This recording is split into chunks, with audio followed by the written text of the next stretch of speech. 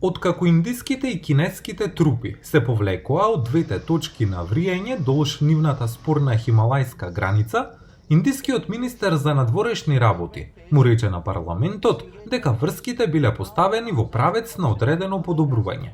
Но тој ја нагласи потребата за стабилност на нивната граница.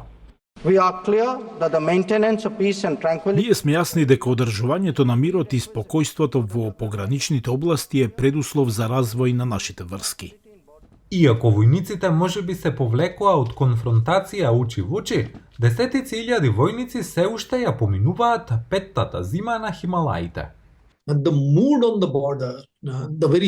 Расположението на границата, самото размислување, оперативните инструкции на границата во текот на 4 години беше подготвено за војна. Затоа нивното враќање во мирновременски распоредувања ќе биде оперативна, ментална, психолошка и структурна активност во таа смисла, што повторно ќе потрае одредено време. Дипломатскиот диалог на високо ниво е обновен, откако првата билатерална средба по 5 години меѓу индиските и кинеските лидери во октомври ги смири тензиите што ескалираа пограничниот судир во 2020 година. Кина соопшти дека е подготвена да работи со Индија за зајакнување на меѓусебната доверба. Но Нью Делхи ќе биде предпазлив, велат аналитичарите.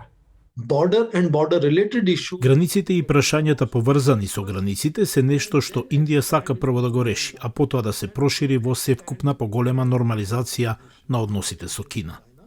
Економската соработка би можела да се движи побрзо. Кина сака да се приклучи на растечките пазари на Индија, додека на Нью Делхи му треба повеќе кинески увоз, бидејќи се обидува да стане производствен центар.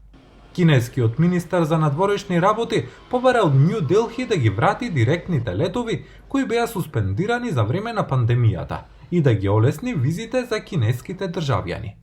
Додека билатералната трговија процвета, Индија воведе ограничување на кинеските инвестиции и визите. Економските врски можеби ќе се развиваат на многу позабрзан начин и можеби Индија би била многу полиберална во отварањето на своите пазари или отварање на одредени сектори. Пант вели дека затоплувањето на односите меѓу Индија и Кина нема да влијае на врските на Нью Делхи со Вашингтон, кои се зближија делумно поради загриженоста за наметливоста на Пекинг. Покрај хималајската граница, Нью Делхи е загрижен и за зголеменото присуство на Кина во Индискиот океан. Исто така имате чувство дека и Индија и САД сакаат одреден вид Индо-Пацифик, одреден вид територија, стратешка територија која е слободна, избалансирана, отворена и фер, и која исто така инклузивна и на некој начин тие идеи ќе продолжат да ја поттикнуваат врската. И покрај разликите околу пријателските врски на Индија со Русија, аналитичарите велат дека Вашингтон ќе остане клучен партнер за Нью Делхи. Индискиот министер за надворешни работи неодамна изјави дека врските со Соединетите држави се големи и важни.